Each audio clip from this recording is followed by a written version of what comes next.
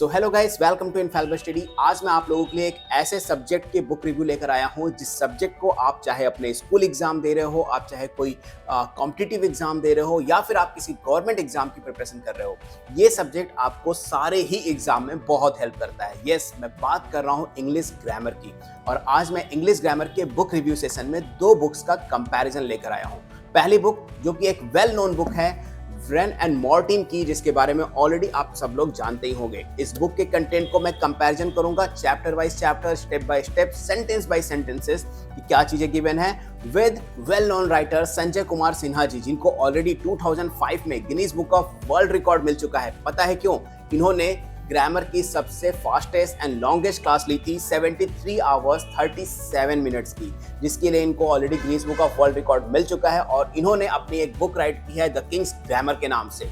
बहुत amazing books है, but आपको कौन सी बुक लेनी चाहिए इन दोनों में से, आफ्टर कंपैरिजन आप बड़े आराम से समझ जाओगे। सो दैट वीडियो को लास्ट तक देखना, क्योंकि मैं chapter wise chapter detail analysis देने वाला हूं आप लोगों को। सो अगर फर्स्ट टाइम आया हो तो चैनल को सब्सक्राइब कर लेना और वीडियो को लाइक करके मुझे बताना कि आपको दोनों में से कौन सी बुक बहुत अच्छी लगी। सो वीडियो को स्टार्ट करने से पहले मैं आप लोगों को ये बता दूं कि ग्रामर के दो तरह के स्टूडेंट्स होते हैं। पहले वो जिनको ऑलरेडी सारे कॉन्सेप्ट्स क्लियर हैं, अब वो सिर्फ प्रैक्टिस करना चाहते हैं, और दूसरे वो जिनको कॉन्सेप्ट भी समझना है, रूल्स भी समझना है और प्लस प्रैक्टिस भी करनी है। यस, इन दोनों बुक्स में जो सबसे मेजर डिफरेंस है, जो मुझे ऐसा लगता है, वो ये है कि अगर आपको कॉन्सेप्ट पता है, आपको किसी ने ग्रामर पढ़ा रखा है, आपको सिर्फ प्रैक्टिस करनी है, सो डेफिनेटली आप रेन एंड मॉर्टिन की तरफ जा सकते हो। लेकिन अगर आपको सेल्फ स्टडी करनी है, खुद से ग्रामर समझनी है, और अगर आप बिगिनर लेवल पे हो, तो द किंग्स ग्रामर की बुक आपको 100% हेल्प करने वाली है, क्योंकि इस बुक की स्टार्टिंग जो है वो बिल्कुल बेसिक लेवल से की गई है, फिर एलिमेंट्री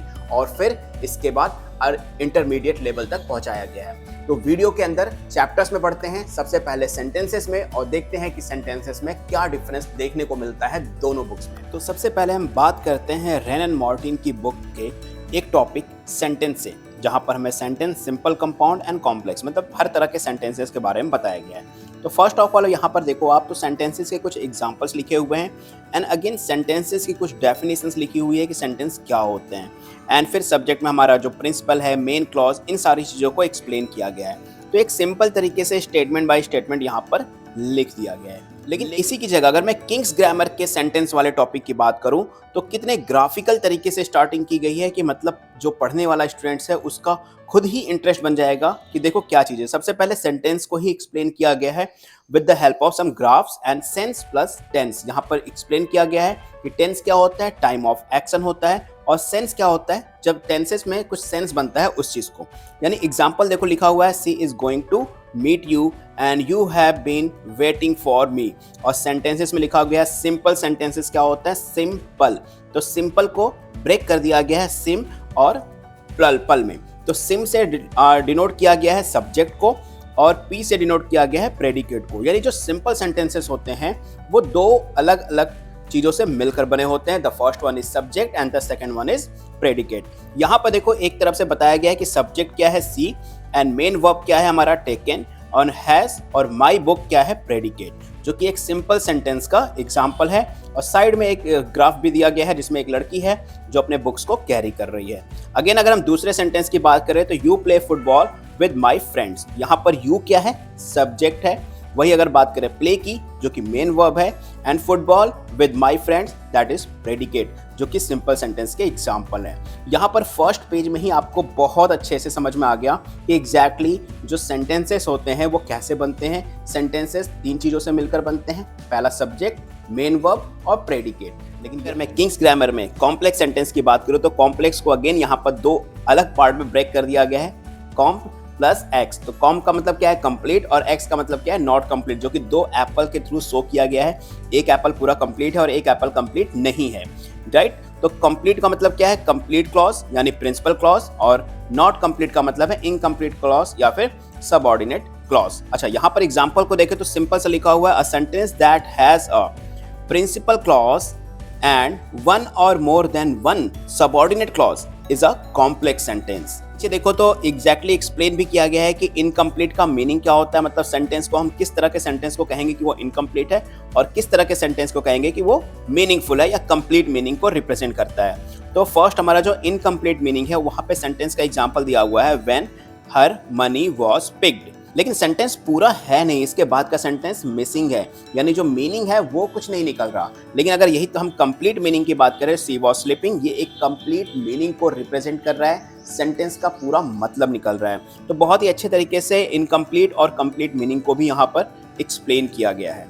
वही अगर सेंटेंस वाले चैप्टर में डिफरेंसेस देखने के बाद यहाँ पर मैं पहला पॉइंट देना चाहूँगा किंग्स ग्रामर बुक को, क्योंकि यहाँ पर बहुत ही डिटेल तरीके से, बिल्कुल बेसिक यानी आसान तरीके से चीज़ों को एक्सप्लेन किया गया है और समझने में बहुत ही ईजी है। वही अगर रेन एंड मॉर्टिन की बात करें तो यहाँ पर कॉन्सेप्ट टफ लेवल में दिए हुए हैं एंड चीज़ों को समझना यानी सेल्फ स्टडी में खुद से समझना थोड़ा मुश्किल पड़ जाता है। लेकिन हाँ, एक चैप्टर से हमारा काम नहीं होगा, हमें और भी चैप्टर्स देखने होंगे कि और भी चैप्टर्स में क्या डिफरेंसेस मिल रहे हैं। तो सेकंड हम बढ़ते हैं अपने फ्रेजेस वाले चैप्टर की तरफ और देखते हैं rain and Morton and the Kings grammar में फ्रेज के चैप्टर में क्या डिफरेंस देखने को मिलता है। और फ्रेजेस में यहाँ पे देखो सबसे पहले स्टार्ट किया गया है एडजेक्टिव फ्रेजेस।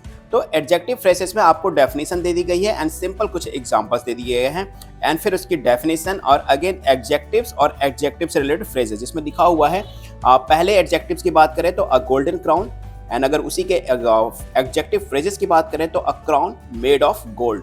तो ये डिफरेंस बताया गया है कि एडजेक्टिव और एडजेक्टिव फ्रेजेस में क्या डिफरेंस होता है। एंड सेम इसी टॉपिक को अगर हम किंग्स ग्रामर की बुक से स्टडी करें फ्रेजेस को, तो यहाँ पर सबसे पहले फ्रेजेस को दो पार्ट में ब्रेक कर दिया गया है, अगेन फ्रेज और रेस में।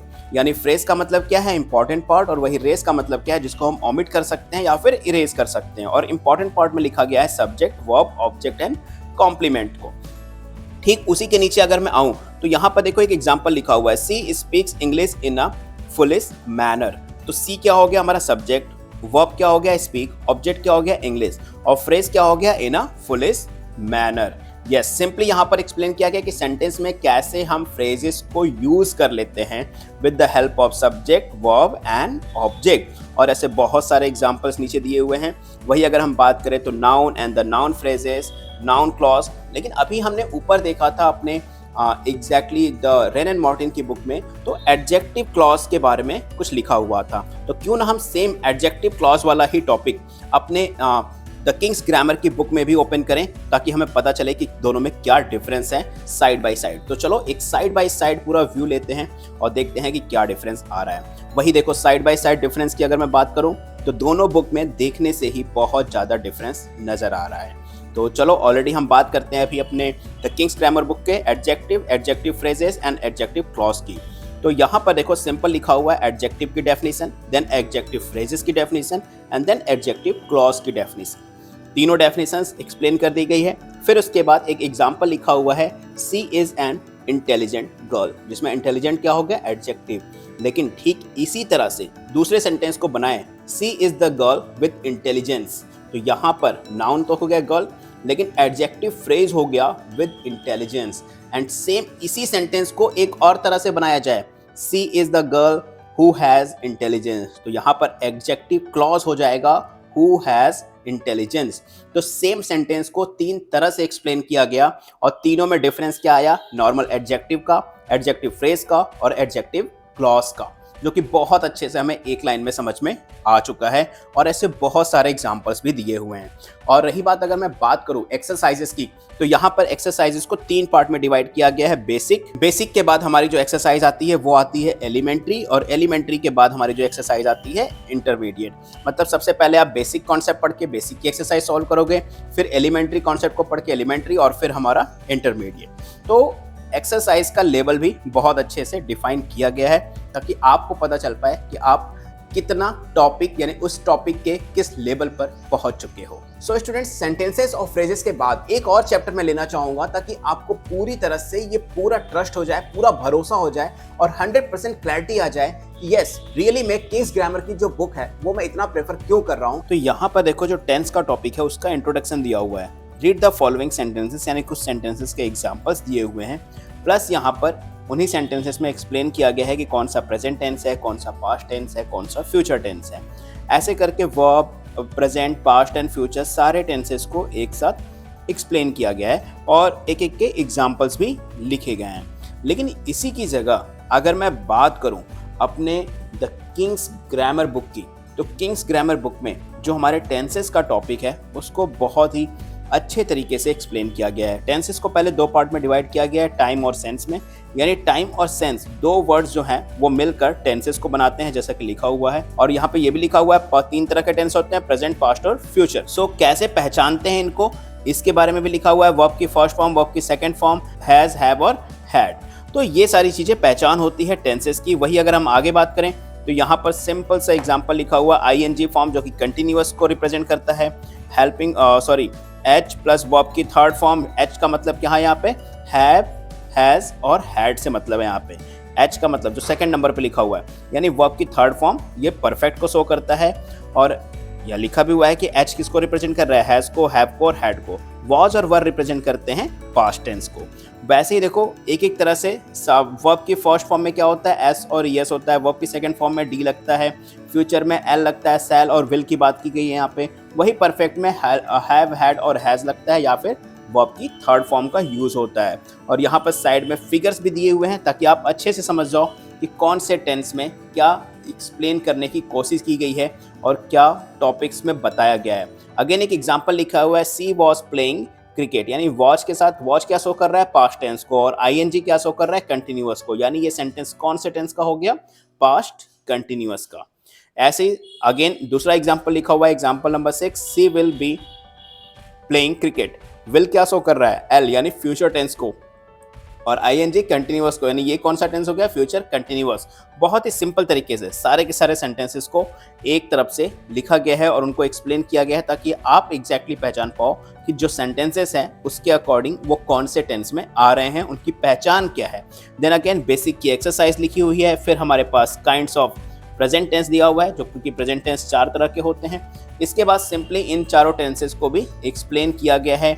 नॉट को, डू नॉट को कैसे लिखा जाता है, जैसे फॉर एग्जांपल यहाँ पे लिखा हुआ है सी लाइक्स स्विमिंग, तो एस की जगह क्या लग जाएगा, सी डज यानी ईएस लग जाएगा। नॉट लाइक स्विमिंग, और यहाँ पर लाइक में एस हट जाएगा क्योंकि वो एस कहाँ आ गया, डज यानी ईएस डू के साथ आ गया, तो सी डज नॉट लाइक स्विमिंग। तो एग्जैक्टली ये भी समझाया गया है कि कैसे आपको अफर्मेटिव में से नेगेटिव में कन्वर्ट कर सकते हो। So students, side by side comparison of rain and Morton and the Kings grammar के बाद आपको अच्छे से समझ में आ गया होगा कि आपको कौन सी बुक बाय करनी चाहिए। Yes, definitely the Kings grammar is only book जिसमें ग्रामर को ग्राफिकल तरीके से रिप्रेजेंट किया गया है। ना ही सिर्फ एक चैप्टर में ही नहीं, मैंने आपको 2-3 चैप्टर्स टोटल दिखाए जिसमें आप देख सकते हो कि एग्जैक्टली ग्रामर को भी ग्राफिकल तरीके से समझा जा सकता है और बिना किसी टीचर की हेल्प से सेल्फ स्टडी से भी ग्रामर में मास्टर बना जा सकता है। और ये प्रूफ किया है हमारे संजय कुमार सिन्हा जी ने